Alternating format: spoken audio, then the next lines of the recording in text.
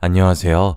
저는 서울에서 중학교 교사로 근무하고 있는 42살의 여성입니다. 교사에게 이유는 직업의 특성상 아주 불명예스러운 꼬리표죠. 특히 여성에게는 더해서 저는 어떻게든 가정을 지켜보려고 노력했지만 남편의 파렴치한 행동은 도저히 용서할 수 없었어요. 결혼해서 가정을 가지면 남자든 여자든 배우자에 대한 최소한의 도리는 지켜야 한다고 생각합니다. 남편의 가정을 유지시켜주는 기본을 무시하고 저를 몇 년 동안 감쪽같이 속였습니다. 더 기가 막힌 건 시댁 식구들은 남편의 더러운 짓거리를 다 알고 있으면서 남편과 합세해서 저를 속여왔던 거예요. 3년 전의 일이지만 그때 바보처럼 당한 걸 떠올리면 아직도 치가 떨릴 정도로 분하고 억울하기만 합니다. 남편과 친구에게 어이없는 배신을 당하고 돌아온 여성의 한풀이라고 생각하고 끝까지 들어주시기 바랍니다. 제 장래희망은 어릴 때부터 교사가 되는 것이었어요. 교사를 꿈꾸는데 큰 영향을 미친 분이 계셨는데 초등학교 6학년 때 담임선생님이셨어요. 학교를 다니기 시작하면서 제가 가장 존경하는 인물은 언제나 선생님이었고 선망의 대상이었죠. 그 중에서도 6학년 때 만난 선생님은 아주 특별했어요. 반 아이들 모두를 자식처럼 아끼고 사랑하면서 애정을 듬뿍 쏟는 분이셨죠. 그날 선생님은 제게 교무실에 가서 놓고 온 서류를 가지고 오라고 심부름을 시키셨습니다. 저는 바로 달려가서 서류를 가지고 왔는데 교실에 불이 꺼져 있었고 아무도 없었어요. 무슨 영문인지 몰라서 겁이 덜컥 나서 심호흡을 하고 떨리는 손으로 조심스럽게 문을 열었는데 불이 확 켜지면서 케이크를 든 선생님과 반 친구들이 뒷문으로 우르르 몰려들어왔어요. 자, 모두 축하 노래 시작! 생일 축하합니다. 사랑하는 지영이. 얘들아, 정말 고마워. 선생님, 진짜 감사해요. 평생 잊지 못할 생일 파티를 선물 받은 저는 나중에 아이들을 가르치는 교사가 되겠다고 결정을 하게 됐죠. 제 결심은 중고등학교 때까지 변하지 않고 이어졌습니다. 고3 때 사범대학에 가겠다고 하자 부모님은 당연히 좋아하셨어요. 그래, 교사란 직업이 안정적이니까 잘 선택했다. 옆집 민수네 엄마가 그러는데 아직까지 교사가 1등 신부감이래. 엄마는 교사가 안정적이고 출산과 육아에 아주 유리해서 여자에게 좋은 직업이라고 생각하셨죠. 시대가 변해서 저는 꼭 그런 것만 아니라고 여기며 남자보다는 안정적인 직장을 얻는 데 노력했습니다. 저는 무난하게 사범대학에 합격을 했고 같은 과 선배에게 호감을 가지게 되었어요. 그 선배도 저를 좋아하는 눈치였는데 서로 눈치만 보면서 망설이고 있었습니다. 마음 같아서는 제가 먼저 좋아한다고 고백을 하고 싶었는데 여자의 자존심이 허락하지 않았어요. 그래서 선배가 얼른 마음을 열길 기다렸죠. 그러다가 A중학교로 교생 실습을 나가게 됐습니다. A중학교로 실습을 나가는 동기는 딱 3명뿐이었습니다. 그 중에 한 명은 갑자기 엄마가 돌아가시는 바람에 실습에서 중도하차하게 되었어요. 그래서 선배와 제가 단둘이 실습을 하면서 친해지게 되었습니다. 실습하면서 서로 모르는 것이나 고민을 나누다 보니 실습이 끝나기 이틀 전 선배가 집에 가려던 저를 부르더라고요. 은미야, 오늘 나랑 술 한잔 할래? 선배, 왜 그래? 무슨 일이야? 표정이 되게 안 좋아 보여. 교무부장한테 대들었다가 개박살 났거든. 그 자식은 꼭 나만 보면 그러더라. 이번엔 또 뭐라 그랬는데? 요 앞에 호프집 가서 이야기하자. 학교 근처 호프집으로 가서 술잔을 기울이며 선배가 쏟아내는 불평을 가만히 들었습니다. 교무부장은 아주 보수적이고 대학생 신분인 교생들에게 반말을 하면서 갑질을 해대는 질이 안 좋은 교사였어요. 아침마다 직원 조회를 할 때도 교생들을 하나씩 불러서 트집을 잡았고 어떤 때는 교생들이 수업을 하고 있으면 양해도 구하지 않고 교실 밖으로 불러냈죠. 학생들이 보는 앞에서 망신을 주는 게 일상이라서 교생들 사이에서 말이 많았습니다. 저도 복도를 지나가다가 교무부장에게 걸려서 다짜고짜 폭언을 들은 적이 있었거든요. 야, 거기 너 대학에서 도대체 뭘 배웠어? 교사가 자신감 있는 목소리랑 열정적인 태도로 수업을 해야지. 기어 들어가는 목소리로 흐느적거린 꼴이라니. 학생들을 휘어잡을 수 있게 크게 말하란 말이야. 알겠어? 네, 부장님. 명심하겠습니다. 교무부장이 일부러 교생들을 깔아뭉개서 자기 지위를 과시하는 걸 알고 있어서 조언을 주의 깊게 듣지도 않았어요. 하지만 말로만 듣던 갑질을 당하니까 무척이나 자존심이 상하더군요. 교무부장은 선배에게도 갑질을 부렸어요. 그날도 선배가 열심히 수업을 하고 있는데 갑자기 뒷문이 열리더니 교무부장이 선배에게 복도로 나오라는 손짓을 했다는 거예요. 선배가 모른 척하고 계속 수업을 하자 열이 받은 교무부장이 이런 식으로 소리를 질렀대요. 야, 거기 너! 내 말 안 들려? 당장 나오라고! 나중에 말씀해 주시면 되는 거 아닙니까? 이런 일이 한두 번도 아니고 지금은 제 수업 시간입니다. 방해하지 말고 나가주세요. 뭐? 참, 성질이 더러운 교무부장이라도 학생들 앞에서 차마 욕은 하지 못하고 무안을 당하고 가버렸다고 해요. 그런데 수업을 마치고 교무실로 가자 교무부장이 화가 잔뜩 난 표정으로 선배에게 막말과 인격적인 모욕을 퍼부었다고 합니다. 선배는 전부터 교사라는 직업에 회의를 느끼고 있었는데 교무부장에게 질리도록 당한 뒤로 진로를 다시 생각하게 되었다고 해요. 나 교사 되는 건 다시 생각해 보려고. 실제로 학교에 나와서 보니까 나랑 교사는 안 맞는 것 같아. 아니야, 선배. 이 학교가 이상한 거라니까? 세상에 저런 교무부장이 어딨어? 다른 학교도 그럴 것 같은데. 사실 이런 곳에 버틸 자신이 없어. 모르겠다. 오늘 그냥 술이나 마시자. 선배는 엉망으로 취할 때까지 술을 마셨고 저도 그만큼 술을 마시는 바람에 순간 기억을 잃고 말았어요. 숙박업소에는 도대체 언제 온 건지 알 수 없어서 얼른 옷을 입고 선배를 깨웠습니다. 선배도 저를 보고 많이 놀랐는지 미안하다고 하더군요. 효정아, 미안해. 내가 왜 그랬지? 너무 취해서 기억이 안 나는데. 내가 무슨 짓 한 건 아니지? 일부러 너랑 자려고 술 먹자 한 건 아니고 나도 너한테 호감이 있어서. 미안하긴 뭐가 미안해. 선배가 먹인 것도 아니고 내가 먹은 건데. 나도 기억은 안 나는데 이러지 말고 해장하면서 이야기하자. 저도 선배를 좋아하고 있었고 선배와 교제하면 어떨까 많이 상상해봐서 기분 나쁘진 않았어요. 선배와 숙박업소 근처에 있는 국밥집에 들어가서 해장을 한 뒤 진지하게 만나보자는 이야기를 했죠. 선배와 연애하면서 저는 임용고시 준비를, 선배는 취직 준비를 하면서 만남을 이어갔습니다. 그때부터 선배를 오빠라고 부르면서 말도 놓고 편하게 지냈습니다. 저는 무난하게 임용고시를 치르고 중학교에서 교사로 근무를 시작했습니다. 오빠는 선배가 운영하는 벤처 사무실에서 일하게 되었죠. 당장 큰 돈을 벌지는 못해도 앞으로 전망은 아주 밝다고 했어요. 지금 당장 돈벌이를 제대로 하지 못하고 있다 보니 오빠 정도 실력이면 임용고시는 충분히 통과했을 텐데 아쉬운 마음이 들더군요. 그렇지만 오빠가 오랫동안 심사숙고해서 결정한 일이니 두말하지 않고 믿어보려고 했습니다. 어느덧 시간이 지나 2년 정도가 흘렀어요. 결혼할 나이가 되었고 오빠에게 큰 흠이 있지도 않고 좋은 사람이라는 걸 알고 있어서 결혼 이야기도 슬슬 꺼내고 있을 때였습니다. 오빠와 함께 시어머니를 찾아가니 의외의 반응을 보이시더군요.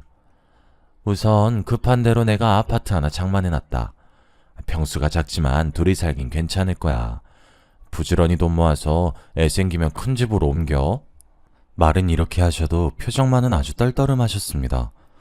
어쩔 수 없이 결혼시킨다는 듯한 느낌으로 말씀하셔서 저도 기분이 언짢아졌죠. 그래도 저희는 시댁에서 마련해준 아파트에서 신혼생활을 시작하게 되었습니다. 그 아파트에서 제대로 지낸 날도 1년 정도밖에 되지 않았죠. 지방에 있는 중학교로 발령이 나버려서 졸지에 주말부부 신세가 되어버렸거든요. 오빠와 함께 자녀 계획을 세우고 있어서 발령 가기 전에 많은 이야기를 나누었습니다. 아이 가지면 육아도 문제가 될 텐데 자녀 계획을 좀 미뤄야 할까? 애 갖는 건 다시 생각해보자. 3년만 지나면 교원 정기 인사이동 때 다시 서울로 올 수 있을 거야. 그래, 우선은 애 만들기 전에 열심히 벌어서 돈이나 모으고 있게. 요즘은 애 없는 부부도 많이 있으니까요. 자녀 계획을 미루는 것도 나쁘지 않다고 생각했어요. 한창 재미있을 신혼에 생이별을 해야 하는 신세가 안타까웠지만 늘 붙어있는 것보다 떨어져 있다가 만나면 정이 더 생긴단 말이 있으니까요. 정신없이 지방으로 내려가 낯선 곳에서 적응하려고 노력했죠. 몇 달이 지나자 동네 지리도 다 파악하게 되었고 친하게 지내는 동료 여교사도 생겼어요.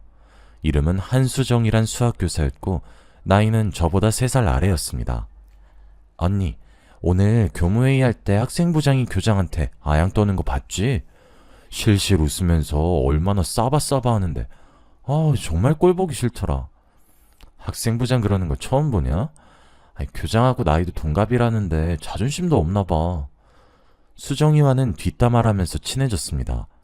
쉬는 시간이나 점심시간 때 몰래 빠져나와서 마음에 안 드는 다른 교사들을 속이 후련해질 때까지 씹어댔죠.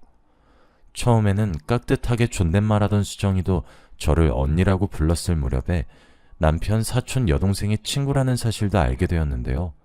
그 계기로 더 친해져서 자매처럼 붙어 다니게 되었습니다. 그런데 정이 들자마자 수정이가 서울에 있는 학교로 발령이 나버렸죠. 언니 어떡해? 서울에 가야 될 사람은 언니인데 내가 가게 됐네. 난 언니랑 학교 같이 다니고 싶은데. 괜찮아. 다음엔 내 차례 되겠지. 먼저 올라가서 자리 잡아놔. 오케이. 언니 서울에 오면 꼭 연락하기다. 얘는 당연한 거 아니야? 근데 언제 가는 건데? 그게 이번 달에 가게 됐어. 뭐? 이번 달이면 얼마 안 남았잖아. 오늘 퇴근하자마자 진탕 마시자. 수정이가 갈 날이 얼마 남지 않아서 밤늦게까지 제가 자취라는 원룸에서 이별주를 마셨습니다. 그렇게 수정이를 서울로 보내고 저 혼자서 외롭게 지내고 있었죠.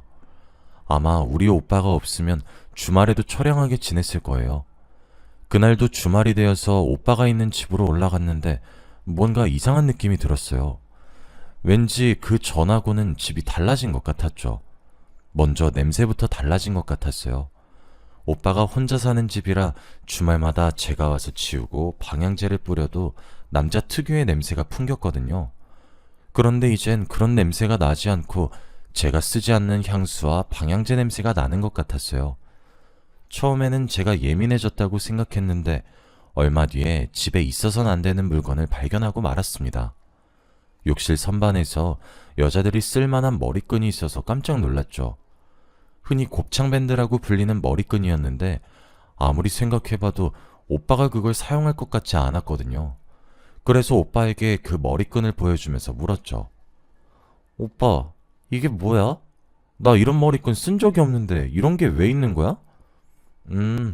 며칠 전에 정혜가 와서 자고 갔거든. 그때 두고 갔나 봐. 정혜는 남편의 사촌 여동생이었어요.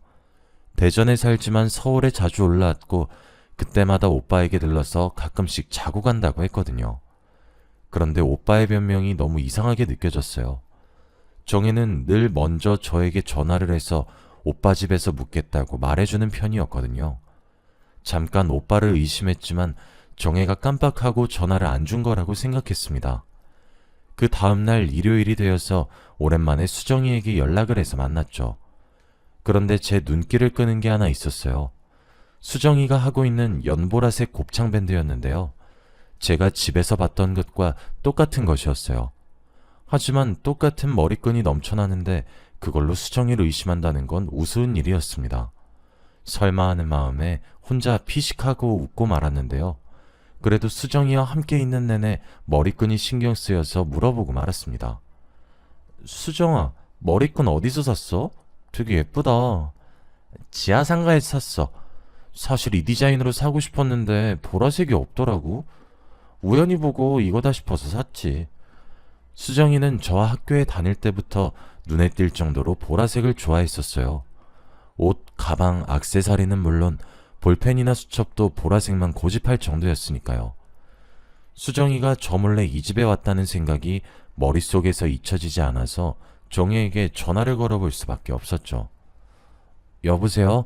정혜야, 혹시 지금 전화 가능하니? 어머 언니, 오랜만이야. 당연히 가능하지. 마침 너무 심심했는데 잘됐다. 무슨 일이야? 그러면 만나서 이야기할까? 내가 밥이랑 커피 사줄게. 좋지. 나 오늘 완전 프리해. 당장 서울로 고고싱 할게. 정혜를 만나서 밥을 먹고 커피를 마신 다음에 백화점에 들렀어요. 날씨가 너무 더워서 시원한 백화점 안에서 아이 쇼핑을 하려고 했죠. 그런데 보라색 머리끈이 눈에 띄어서 정혜에게 사주겠다고 내밀어 보았어요. 정혜야, 이 머리끈 어때? 보라색이 예쁘네. 하나 사줄게. 언니, 난 보라색이 안 어울려. 저번에 보라색 샀다가 애들이 엄청 뭐라 해서 혼났어. 보라색 말고 노란색 사주면 안 돼? 정혜는 보라색이 아니라 노란색 곱창 밴드를 고르더라고요. 그래서 정혜한테 묻고 말았습니다. 정혜야, 혹시 너 나한테 말 안 하고 우리 집 온 적 있어? 나 그런 적 없는데? 나 항상 갈 때마다 언니한테 말했잖아. 정혜 말을 듣고 나니 화가 치밀어 올랐습니다. 저한테 말도 안 하고 여자를 재운 것도 모자라 저를 속이다뇨. 그래서 바로 오빠에게 전화를 해서 물어보았지만 오빠의 대답은 한결같았습니다. 갑자기 그 이야기는 왜 또 꺼내는 건데? 정혜가 기억을 못하는 거겠지. 정혜 바꿔봐. 애꿎은 정혜한테 화풀이를 하려고 하길래 저는 됐다고 했죠.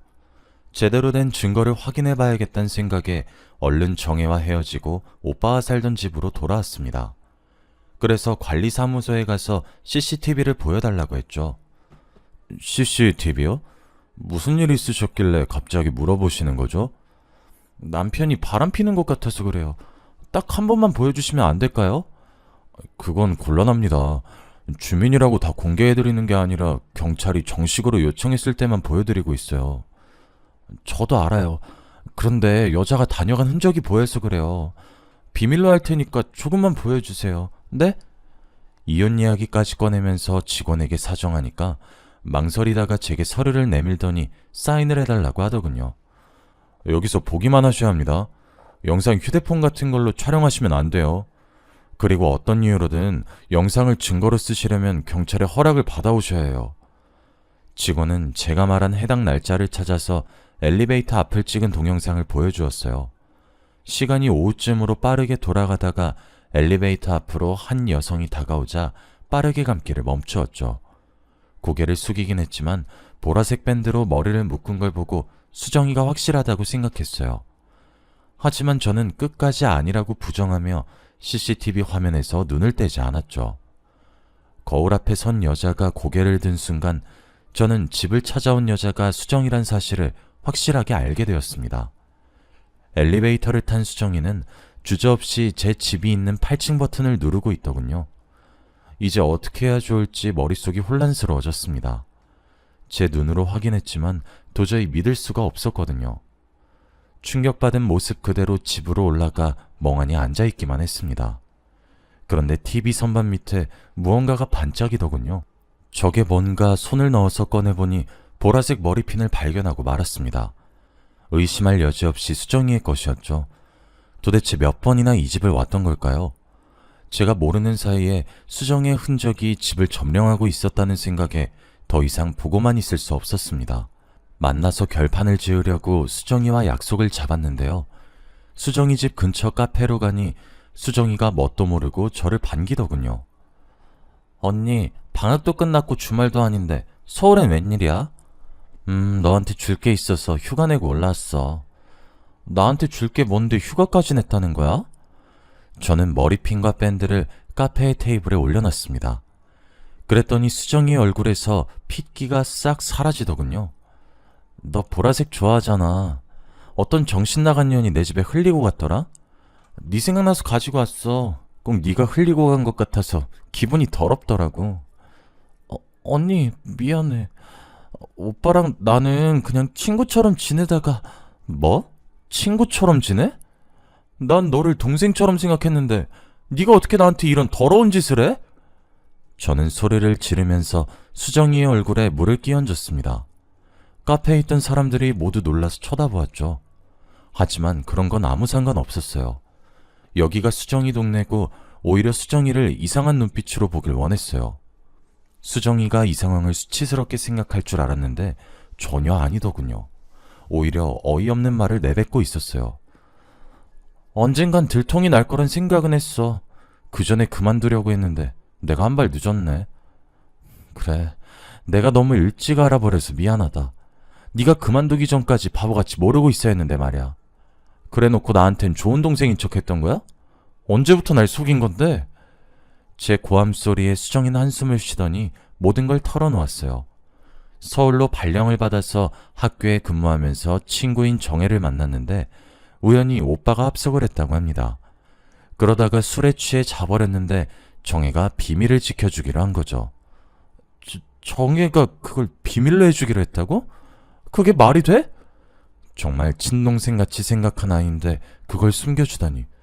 이건 정말이지 막장 드라마도 아니고 말이 안 되는 소리였죠. 저는 당장 정혜를 불러서 수정이가 했던 말을 그대로 이야기해 주었습니다. 그랬더니 정혜도 사색이 되어서 잘못했다고 싹싹 빌더군요. 아니 언니, 내가 잘못했어. 제발 용서해줘. 내가 말하면 오빠가 이혼할까봐 그랬어. 그리고 난 그만 만나라고 했는데 수정이가 몰래 만난 걸 나보고 어떡하라고. 나도 어쩔 수 없었다고. 오빠가 이혼할까봐 그랬다고? 그럼 나는 끝까지 내 친구랑 잔 놈이랑 지내라고 둔 거야? 너 진짜 못됐다. 어떻게 사람이 그러니? 난 억울해. 오빠랑 수정이가 말하지 말라고 협박하고 맨날 전화했는데 나보고 어떻게 말하라는 거야. 정혜는 더 이상 말하지 못하고 흐느껴 울기만 했어요. 그래요. 정혜가 무슨 잘못이 있겠어요. 저라도 제 동생이나 오빠가 그랬으면 말 못했을 것 같아서 심호흡을 하면서 겨우 진정을 했어요. 그래서 정혜한테 어떻게 둘이서 만나게 된 건지 물어보았습니다. 단짝 친구였던 수정이가 서울로 오자 정혜는 바로 서울로 달려왔고 둘은 밤이 늦도록 술을 마시면서 쌓였던 회포를 풀었다고 해요. 그러다 술값이 너무 많이 나오자 정혜가 오빠를 부르겠다고 한 겁니다. 수정아, 우리 오빠 보고 술값 내달라고 할까? 오빠 지금 집에 혼자 있을 것 같은데? 그래? 나야 좋지. 오라고 해. 오빠가 술집 내준다고 하면 와인바도 같이 가자고 하자. 둘은 의기투합해서 혼자 있는 오빠를 불러냈고 오빠도 거절할 이유가 없었죠. 정혜와 수정이 있는 술집으로 와서는 같이 술을 마시기 시작했습니다. 수정아, 우리 오빠가 술값 내준대. 와인바도 같이 가주겠대. 엄청 멋있지? 정혜야, 입에 침이나 바르고 그런 소리 해라. 맨날 배 나온 아저씨라고 타박만 하더니 왜 이래? 몰라서 물어. 비행기 태워줬으니 한턱 쏘라는 거지. 알았어. 오늘은 내가 다 쏠게. 정혜는 술에 취했지만 수정과 오빠가 여러 번 눈이 마주치고 묘한 분위기가 풍긴다는 사실을 알아차렸다고 합니다. 그러다 새벽까지 같이 술을 마셨고 수정이는 술에 취할수록 오빠에게 아양을 떨었다고 하죠. 정혜도 무척이나 취해 둘이 붙어있지 말라고 중얼거렸다고 하는데요. 정신을 차렸을 때에는 택시 아니었고 택시 아저씨가 도착했으니 얼른 내리라고 소리를 지르고 있었다고 했습니다. 그래서 얼른 내려서 집으로 들어가 잠에 들었는데 다음날 오빠가 전화를 해 충격적인 말을 전했다고 합니다. 너 오늘 수정이 만난 거 말하면 안 된다. 어제 한 짓 다 잊어버려야 돼. 뭐? 어제 한 짓? 정혜는 그제야 어제 일어난 일들을 떠올렸다고 했습니다. 수정이와 오빠가 기대다가 끌어안고 입을 맞추던 게 생각이나 정혜가 펄쩍 뛰었다고 말해주었죠. 오빠 미쳤어? 설마 수정이랑 잔 건 아니지? 시끄러워. 자든 말든 말하지 말라고. 이혼당하면 네 탓인 줄 알아? 그러다 들키면 난 어쩌라고. 나더러 가정 파탄범이 되라는 말이야? 절대 안 돼. 안 들킬 자신 있어. 우리만 비밀 지키면 돼. 생각해봐. 마누라가 우리 만난 걸 어떻게 알겠어? 말이 된 소리래. 설마 언니 몰래 계속 만나려는 건 아니지? 어떻게 여동생 친구하고 그런 생각을 해? 정말 미친 거 아니야? 돈 줄게. 얼마면 돼? 너 얼마 전에 돈 필요하다고 했잖아. 여기서 돈 이야기가 왜 나와? 내가 오빠처럼 미친놈인 줄 알아? 너 여기서 언니 편 들어서 오빠 이혼당하게 만들래? 아니면 내 돈 받고 조용히 있을래? 어떻게 그런 비밀을 만들어? 난 못해. 난 언니한테 그런 비밀 못 만든다고. 거짓말 해달라는 게 아니라 모르는 척 입 닫고 있으면 된다니까? 그게 왜 어려운 건데? 내가 너 예전에 도둑질하다가 경찰서 간 거 엄마한테 확 말해버린다? 중학생 때 일을 왜 또 꺼내는 건데? 알았어, 말 안 할게. 조용히 있으면 될 거 아니야. 오빠가 이런 식으로 돈으로 매수하며 협박하는 바람에 정혜는 돈을 받고 모르는 척하고 있었다고 하죠. 수정이도 제 남편이란 걸 뻔히 알면서 오빠를 만난 이유가 따로 있었습니다. 정혜가 수정이 입에서 충격적인 말을 들었다고 전해 들었거든요. 죄책감에 잠을 못 이루던 정혜가 수정이를 만나 오빠를 만나지 말라고 설득시키려고 했답니다. 유부남을 왜 만나려고 하냐고 다른 남자를 소개시켜 주겠다고 하니 수정이 충격적인 대답을 했다고 하더군요. 남자? 나 남자 만날 생각 없어. 만나서 엔조이하기에 유부남이 딱 좋지. 싱글들은 한두 번 관계하면 꼭 자기 여자라고 생각하고 덤벼들어서 골치 아프다니까. 그런데 유부남이 뒤끝이 없어. 내가 해봐서 알아. 뭐? 너 정말로 유부남이랑 사귀어 본 적 있어? 몇 번 있었어. 용돈 준다니까 만난 거지 뭐. 정혜는 얌전한 줄 알았던 수정이에게 이런 발칙한 면이 있을 거라고는 생각조차 못했다고 합니다. 정혜에게 이런 자초지종을 듣고 나니 이제 오빠와 관계를 어떻게 정리할까 고민이 되었습니다. 마음 같아서는 오빠의 뺨을 후려갈기고 깨끗하게 갈라서 버리고 싶었죠. 그런데 제 발목을 잡는 게 하나 있었습니다. 교사라는 제 직업 때문이었죠. 제가 이혼하면 학교에 소문이 날 것 같아서 고민이 되었습니다. 제가 다니는 중학교의 여교사도 남편의 불륜으로 이혼을 했는데 정말 웃기는 건 소문이 이상하게 나서 그 여교사가 바람을 피워서 남편에게 이혼을 당했다는 말로 와전이 되고 말았습니다. 그녀는 한사코 아니라고 했지만 다른 교직원들은 앞에서 소문이 이상하게 났다며 위로해놓고 뒤에서는 아니 땡굴뚝에 연기가 날 리 없다고 수군대었죠. 그렇게 그 여교사는 따돌림을 당하면서 겉돌다가 그런 소문들이 학생의 귀에 들어가 학부모들도 알게 되었습니다.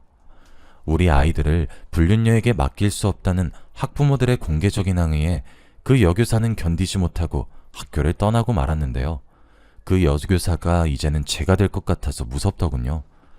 꼭 그렇게 소문이 와전돼서 내쫓길 거라는 근거는 없었지만 갈등과 고민에 빠져들게 하였습니다.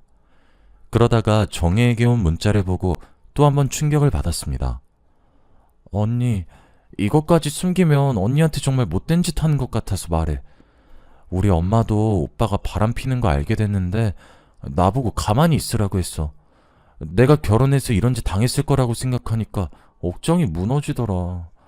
밤새 고민하다가 가족이랑 연 끊길 각오하고 이렇게 문자 보내놔. 내가 언니를 정말 좋아하고 잘 따르는 거 알지? 언니가 오빠랑 정리하고 좋은 사람 만났으면 좋겠어. 시어머니도 저를 속이다니 오빠를 이혼만 해주고 보내줄 수가 없더군요. 정혜의 문자를 보고 복수를 해줘야겠다는 생각을 해냈습니다. 그래서 저는 얼른 정혜와 수정이에게 문자를 보내놨습니다. 앞으로 어떤 결과가 나오든 내가 알아서 할 테니까 가만히 입 다물고 있어. 오빠랑 연락하거나 만나지도 마. 저는 여러 번 정혜와 수정에게 오빠가 눈치채지 못하도록 입에 자물쇠를 채우라고 했어요. 아무것도 모르는 오빠는 수정이와 연락이 끊겨 아쉬웠는지 제가 주말에 올 때마다 부부관계를 원했어요. 하지만 여러 여자들과 어울리던 그 인간과 잠자리를 갖고 싶지 않았죠. 오늘은 좀 피곤하네. 그냥 쉬고 싶어. 그러니까 건드리지 마. 알았어. 귀찮게 안 할 테니까 먼저 자. 저는 누웠지만 잠이 오지 않았어요. 그래도 오빠가 꼴 보기 싫어서 자는 척하고 누워 있었습니다. 그런데 그때 오빠에게 전화가 걸려왔어요. 오빠는 저를 슥 쳐다보더니 거실로 나가더군요. 엄마. 집사람은 자고 있어. 괜찮으니까 말해. 수정이 그년이 전화한 줄 알았는데 시어머니의 전화였습니다. 오빠가 거실 소파에 앉아서 통화를 하고 있더군요. 시어머니가 무슨 말을 하는지 알 수 없었지만 오빠가 하는 대답을 들어보니 무슨 대화를 하는 건지 어림잡을 수 있었어요. 알겠어, 엄마. 내가 정리한다니까. 무슨 가정이 깨져. 내가 조심해서 지금까지 안 들켰는데. 그리고 수정이 내가 정리했어. 다른 남자 생겼는지 나 차단한 것 같더라고. 혜미도 정리한다니까. 알겠어. 잔소리 좀 하지 마. 만난 지 3년이 넘었는데 어떻게 바로 정리해. 나도 시간 필요하니까 기다려줘. 오빠가 저 몰래 다른 여자를 또 만나고 있었습니다. 혜미라면 저도 알고 있는 여자였어요. 오빠가 일하는 벤처 사무실에서 일하는 여직원이었죠. 오빠가 전화 통화하는 걸 계속 들어보니 교사라는 직업을 포기한 것도 혜미라는 내연녀가 마음에 들어서 선배의 사무실에 들어갔던 겁니다. 저와 결혼을 한 뒤에도 그녀와 내연 관계를 이어오고 있었던 거죠. 그래놓고 오빠는 시어머니께 비밀을 지키라는 당부의 말을 하더군요. 정리할 거니까 걱정 마. 내가 알아서 할게.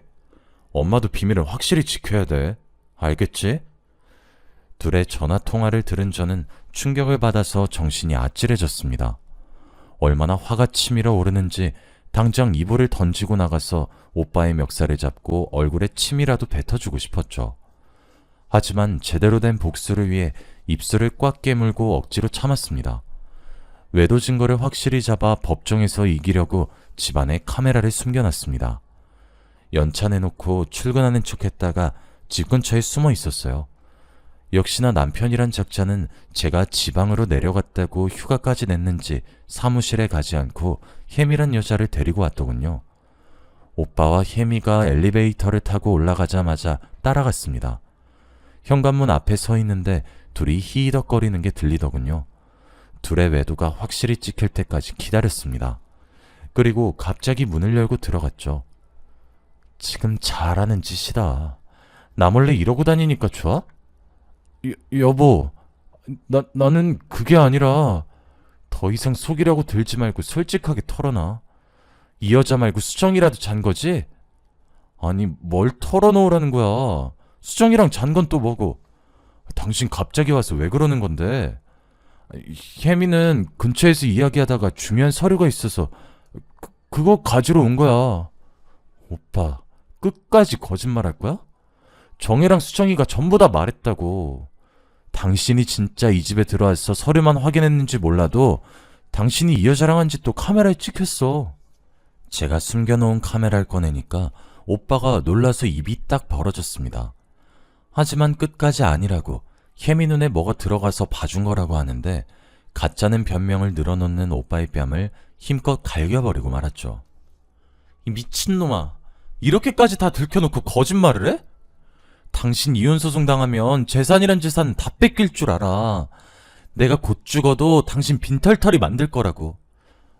여보, 혼자 있다 보니 너무 외로워서 그랬어. 정말 미안해. 내가 미쳐서 해선 안 되는 짓을 저질렀어. 한 번만 용서해줘. 뭐? 용서? 필요 없어. 당장 이혼해. 너 같은 바람둥이에 거짓말쟁이하고는 같이 못 살아. 정혜고 수정이가 증인이고 이 동영상이 증거니까 7년을 속인 대가는 내가 전부 받아낼 테니까 도망가지 말고 있어. 당신 어디가? 짐은 갑자기 왜 싸는데? 우리 대화하자. 오해가 있으면 대화를 해야지. 이거 나 대화는 무슨 대화? 내가 사과할 기회까지 줬는데 끝까지 거짓말하려는 사람이랑 대화할 생각 없어. 그리고 나 당신이랑 같이 못 살아. 단 하루라도 한 지붕에서 한 이불 덮고 살 생각 없다고. 그렇게 제가 이혼을 통보하고 집을 나가버렸습니다. 오빠가 또 시어머니에게 일렀는지 시어머니께서 득달같이 절 찾아와서 이혼은 절대 안 된다고 사정을 하더군요. 얘야, 한 번 바람 폈다고 이혼이라니. 누구나 한 번은 실수라는 법이잖아. 게다가 넌 교단에서 학생들을 가르치고 있잖아. 교단이 보수적인 거 나도 들어서 잘 알고 있다. 그러니까 이번 한 번만 참아다오. 제발 부탁한다. 어머님은 그런 말 할 자격 없어요. 아무리 그래도 아들이 바람을 피우고 다니는 걸 알면서도 가만히 있는 게 말이 돼요? 그래, 내가 잘못했다. 미안하다. 그러니까 미친 척하고 한 번만 용서해주면 내가 다신 이런 일 없게 해주마. 어? 시어머니는 엎드리다시피 제게 빌었고 오빠도 다신 이런 일이 없을 거라고 맹세를 했어요. 제가 불안해할까봐 학교랑 가까운 곳으로 신혼생활을 다시 시작하자며 사랑을 속삭이는데 흔들릴 수밖에 없더군요. 몸이 멀어져서 외로웠던 거라고 호소해서 이사를 가서 다시 살아볼까 고민이 됐어요. 오빠가 그 뒤로도 자기가 바람을 피면 있는 재산을 다 내놓겠다고 했거든요. 시어머니도 울다가 쓰러졌단 소식에 동정이 일었죠. 그런데 오빠의 휴대폰에서 시어머니의 눈물이 가증스러운 악어의 눈물이란 걸 알게 되었어요. 시어머니가 오빠에게 보낸 문자가 아주 소름 끼치더군요. 그년이 이혼하자고 날뛸 때는 성질 죽이느라고 아주 힘들었다. 이혼은 안 된다. 위자료가 너무 아깝잖아. 그리고 네가 왜 잘못했니? 그년이 여자 구실을 못하니까 네가 바람피는 거지. 혜미 집안만 좋았으면 그 애랑 결혼시켰을 텐데. 에휴, 골치 아프게 시리.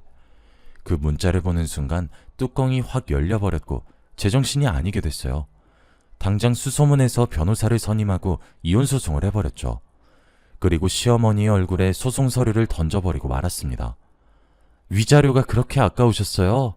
그럼 아들 단속을 좀 잘하시지 그러셨어요. 제가 웬만하면 참으려고 했는데 이젠 어머님이 가진 재산 전부 긁어가야 성질이 풀리겠어요. 얘야, 갑자기 왜 그러니? 위자료는 또 무슨 말이고? 어머님이 보낸 문자 다 봤어요. 제가 여자 구실 못하니까 바람 피는 거라면서요? 그렇게 불만이시면 그냥 이혼시키시지. 왜 그러셨어요? 문자를 봤다고? 아니야. 내가 홧김에 보낸 문자라고. 우리 소송 같은 거 하지 말고 대화로 풀자. 어? 시어머니가 급하게 제 바지를 잡고 매달렸지만 확 밀어내고 말았죠. 저는 수정이와 혜미에게 상간녀 소송을 걸고 위자료를 확실히 받아 챙겼습니다. 아파트와 오빠가 가진 재산 대부분을 받아내 시댁을 알거지로 만들어버렸는데요. 오빠가 바람을 폈다는 소문이 흘러들어갔는지 벤처 사무실에서 쫓겨났다고 하더군요. 이혼한 뒤 학교에 저에 대한 소문이 돌지 않을까 걱정했는데 3개월 만에 서울에 있는 학교로 발령받게 되었습니다. 그래서 사람들이 제 치부를 알게 될까봐 불안해하지 않아도 됐죠. 여러분들 중에서도 배우자의 외도를 알고 참고 계시는 분들이 있을 거란 생각이 듭니다. 하지만 아무 희망이 없는 현실을 참고 견디는 것보다 새로운 인생을 찾는 게 훨씬 더 의미 있으실 거예요. 두려워하지 마시고 잘못된 게 있으면 바로 잡으시고 저처럼 제대로 된 보상을 받으시길 바랍니다. 더 이상 불륜으로 상처받는 사람이 없길 바라며 이만 글을 줄이도록 하겠습니다. 감사합니다.